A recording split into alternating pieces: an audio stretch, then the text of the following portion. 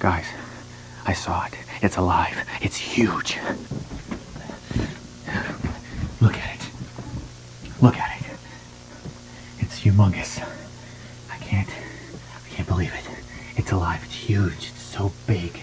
Look at it. It's clearly alive and huge. It's so huge and alive.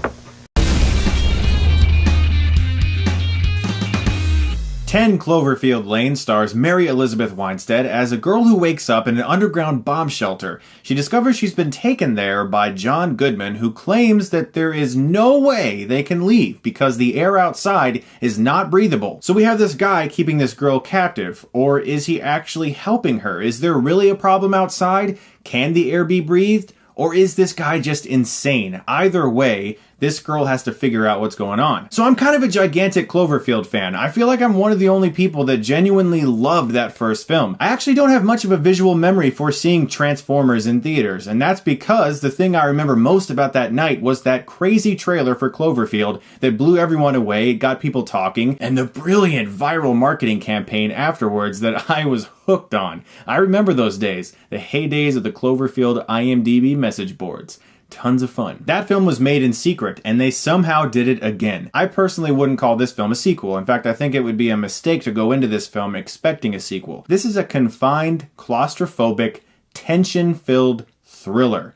That's what this movie is, and if you go into this movie knowing that, I think you're gonna love it, because I kinda did. In fact, as soon as it was over, I wanted to see it again instantaneously. So let's talk about the pros of this movie, because there are some cons, and I'll get into those towards the end of this review. Pros, man, Dan Trachtenberg as a director. Hats off to you, man. This is your first feature film, and I can't wait to see what else you do. This film was filled with tension and suspense. This film, there is definitely a vibe throughout the majority of it where you're thinking to yourself, this is all completely realistic and tangible. I could easily see some guy going absolutely batshit insane and chaining a woman and a man up in a basement somewhere because he's positive that something else is up there that we have to stay away from. Which leads me to my next favorite thing about this film, and that is John Goodman. This guy is a class act. He is one of the best character actors alive, hands down, and the reason his performance is so good in this movie is because we as the viewer are unable to figure out exactly what's going on in his mind. The movie toys with us so excellently, and it's a great example of misdirection.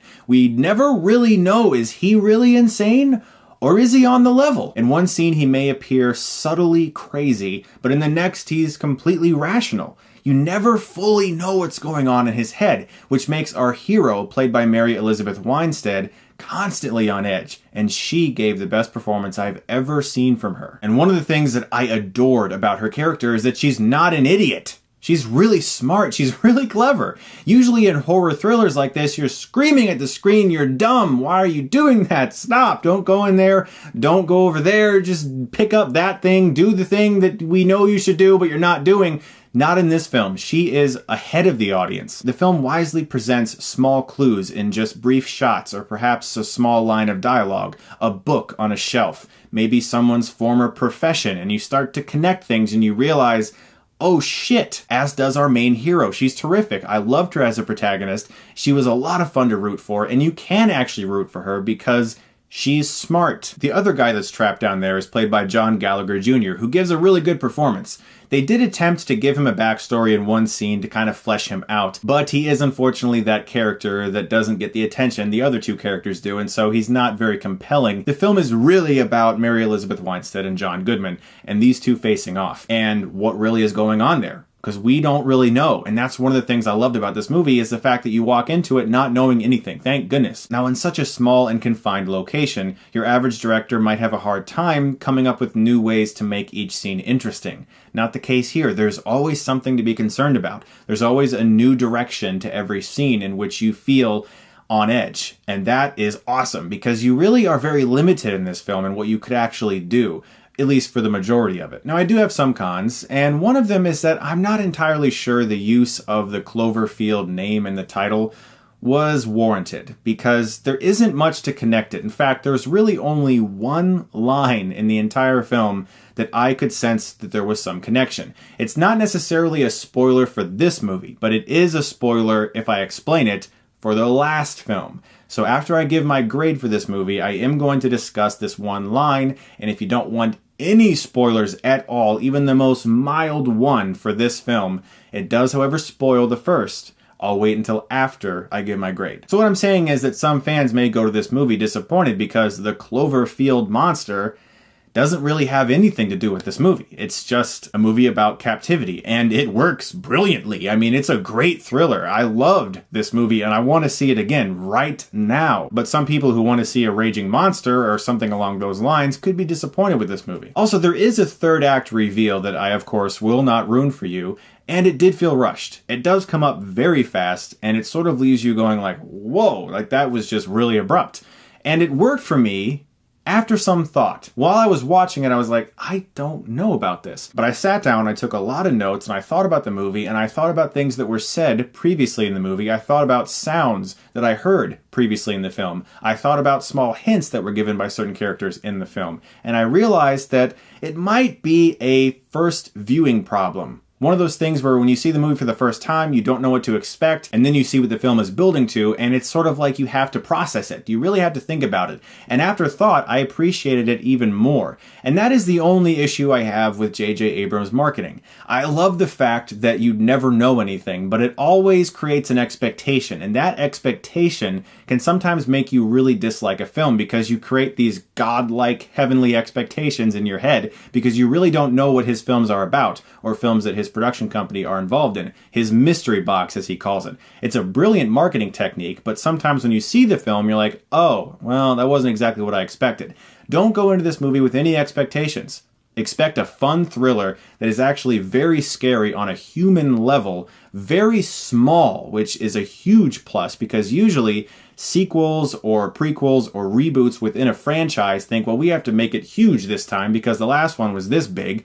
This film does the exact opposite, makes it smaller, and in that way, I loved 10 Cloverfield Lane, and I cannot wait to see it again. I'm going to give this film an A. Will some people go to this movie expecting a certain film, not get it, and say it's horrible? Yes. Don't go into this film expecting Cloverfield 2. Expect a thriller, and you will get one. So like I said, mild spoiler for this film.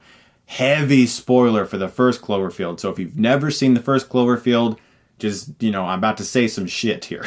The final shot of the first Cloverfield, which by the way I watched last night and still love, far in the background you see the ocean and you see a small little dot falling from the sky landing in the ocean. A lot of people got really excited when this was discovered back in 2008 because it's extremely easy to miss.